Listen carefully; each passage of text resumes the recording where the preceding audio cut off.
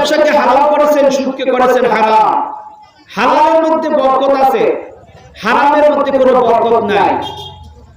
এখন যারা সুদ খায়, আল্লাহ রাসূল বলেছেন লাআনা রাসূলুল্লাহ সাল্লাল্লাহু আলাইহি ওয়াসাল্লাম আকিলার রিবা ওয়া মুকিলাহু ওয়া কাতিবাহু ওয়া শাহিদাইহি ওয়া ক্বালা হুম সাওয়া।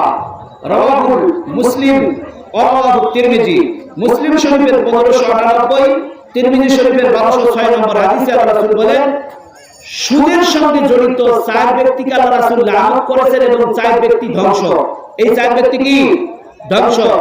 1 নম্বর যে সুদ খায়, 2 নম্বর যে সুদ দেয়, যে সুদ দেয়, যে সুদ খায়, যে সুদ দেয়, আর ওয়াকিলাহু যে সুদের লেখক হয় এবং সাক্ষী হয়, ওয়াকাতিবাহু ওয়া শাহিদাইহি। ওয়াকাতিবু মানে লেখক আর শাহিদা মানে সাক্ষী হয়। তাহলে সুদের সুদ দেনেওয়ালা, সুদ নেনেওয়ালা এবং সুদের লেখক, সুদের সাক্ষীদাতা 4 ব্যক্তি লানতপ্রাপ্ত। কেমন লানতপ্রাপ্ত? যে এরা চিরস্থায়ী জাহান্নামী হবে। যদি তওবা ছাড়া নতুন ভাবে ঈমান না এনে মরে, তাহলে তারা চিরস্থায়ী জাহান্নামী হবে, অনন্তকালের জন্য জাহান্নামী হবে। নাউযুবিল্লাহ।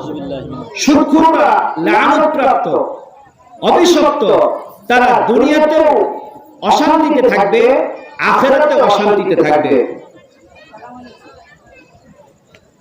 আমরা দেখি সুদখোররা অনেক ধনী হয়, অনেক বড়লোক হয়, অনেক ধনী হয়, অনেক বড়লোক হয়, কিন্তু আর রিবা ওয়াইন কাসুরা ফাইন আকিবাতুহু তাসিরু ইলা কুল্লি। ইবনে মাজাহ 2309 নম্বর হাদিসে আল্লাহ রাসূল বলেন যে যদিও তোমরা দেখো সুদের অর্থ অনেক বেশি পাহাড়, কিন্তু না, তোমরা যা দেখো তা না, মূলত সেটা ক্ষতির দিকেই যায়, সেটা কমতির দিকেই যায়, ধ্বংসের দিকেই যায়। কারণ সেটাতে কোনো বরকত নাই। গরুর বাছুর প্রতি বছর একটা হয়, কুত্তার বাচ্চা 1 বছরে 8টা 10টা করে হয়। বলেন তো, যদি প্রত্যেকটা কুত্তার বাচ্চা জীবিত থাকতো, কুত্তা হারাম, কুত্তা পোষা হারাম না, কুত্তা নাপাক জিনিস, কুত্তা হারাম। কুত্তা একটা কুত্তার 8টা 10টা বাচ্চা হয়, আর গরুর বাচ্চা হয় একটা। বলেন তো, এই বাংলাদেশে গরুর সংখ্যা বেশি না কুত্তার সংখ্যা বেশি? গরুর সংখ্যা বেশি। অথচ গরু জবাই করে খাওয়া হয় প্রতিদিন, জন্মের মতো খাচ্ছে মুসলমান। অথচ গরু শেষ হয় না, কারণ গরু হালাল, এর মধ্যে বরকত। একটা হলেও হাজার হাজার লক্ষ লক্ষ গরু একদিনে জবাই হয়, এরপরেও দেশ থেকে গরু শেষ হয় না। একটা কুত্তার 8টা 10টা প্রতি বছর বাচ্চা হয়, এরপরেও এলাকা প্রতি 5টা 7টা কুত্তার বেশি পাওয়া যায় না। কিন্তু একটা গ্রামে ঘুরলে 200-250 গরু পাওয়া যাবে। কথা বলেন ঠিক কিনা? হালালে বরকত, হারামে কোনো বরকত নাই। হারামে কোনো কি নাই? হারামে কোনো বরকত নাই। আমার ভাইয়েরা, আল্লাহ পাক রব্বুল আলামিন বলেছেন আল্লাযীনা ইয়াকুলুনার রিবা লা ইয়াকুমুনা ইল্লা কামা ইয়াকুলুল্লাযী ইয়াতাকাব্বাতুহু শাইতানু মিনাল মাস যালিকা বিআন্নাহুম ক্বালু ইন্নামাল বাই'উ মিসলুর রিবা ওয়া আহাল্লাল্লাহুল বাই'a ওয়া হারামার রিবা। আল্লাহ পাক ডাক দিয়ে বলেন, ও মানুষ সকল শুনে নাও, শুনে নাও, আমি আল্লাহ তোমাদের জন্য সুদকে যে হারাম করেছি, এই হারাম যারা খাবে, হারাম যারা খাবে, এই সুদের ব্যবসা যারা করবে, সুদের লেনদেন যারা করবে, সুদের সঙ্গে যারা জড়িত থাকবে, সুদের সঙ্গে যে 4 ব্যক্তি জড়িত থাকবে, তারা সমান অপরাধী, সমান পাপী। কেমন পাপী? কেমন পাপী? এরা এত পাপী যে কিয়ামতের দিন এরা যখন আল্লাহর সামনে উঠবে বিচারের দিনে, এরা জিনে ধরা, ভূতে ধরা, রোগীর মতো, মাতাল হয়ে পাগলের মতো চিৎকার করতে করতে হাসরের ময়দানে উঠবে। সুদখোরের জন্য আল্লাহ 3টা শাস্তি রেখেছেন। 1 নম্বর শাস্তি কিয়ামতের দিনে সে যখন উঠবে, মাতালের মতো উঠবে। 2 নম্বর শাস্তি হলো তাদের পেটটা এত বড় ঘরের মতো তৈরি করে দিবেন, তাদের পেটের ভিতরে হাজার হাজার হাজার হাজার সাপ, বিচ্ছু, পোকা মাকড়, অজগর সাপগুলো তার পেটের ভিতরে বাসা বাঁধবে। আর কামড় মারবে, সে চিৎকার করবে, পেটলিয়ে লড়তে পারবে না, তার পেটলিয়ে সে লড়তে পারবে না, চিৎকার করবে, এত জোরে গাধার চেয়েও জঘন্যভাবে চিৎকার করবে। 3 নম্বর শাস্তি সুদখোরের। রাসূল বলেছেন সুদখোর ব্যক্তির শাস্তি সম্পর্কে সামুরা বিন জুনদুব রাদিয়াল্লাহু তাআলা বলেন, রাসূল সাল্লাল্লাহু আলাইহি সাল্লাম বলেন, আমি এক রাত্রে স্বপ্নে দেখলাম আমাকে 2 জন ফেরেশতা এসে ধরে নিয়ে গেল।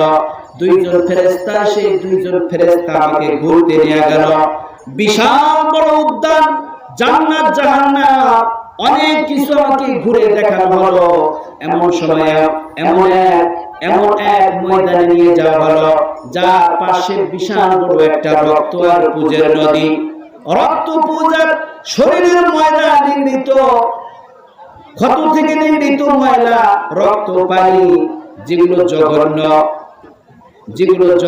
যেগুলো দেখলে পরে মানুষের মুখের সঙ্গে সঙ্গে থুতা আসে, যেগুলোর দিকে তাকায় থেকে মানুষ ভাত খাইতে পারে না, এমন দুর্গন্ধময় রক্ত পুজের বিশাল বড় এক নদী।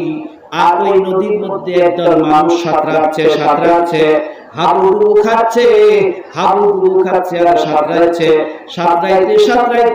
ওরা যখন সাঁতার কাটিয়া যখন কিনারায় এসে উঠতে চায়, কিনারায় বিশাল বড় বড় ফেরেশতা, তাদের মাথার উপরে বিশাল বড় বড় পাথর নিয়ে দাঁড়িয়ে আছে। যখনই লোকটা কিনারায় আসে, অমনি তার মাথায়, তার মুখ বরাবর তার চেহারার উপরে পাথর নিক্ষেপ করে।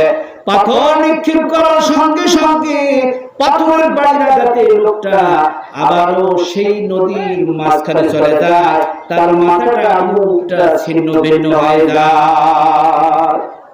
আমার ভাইয়েরা, নবীজি জিজ্ঞাসা করেন, ওর সঙ্গীরা, এই লোকগুলো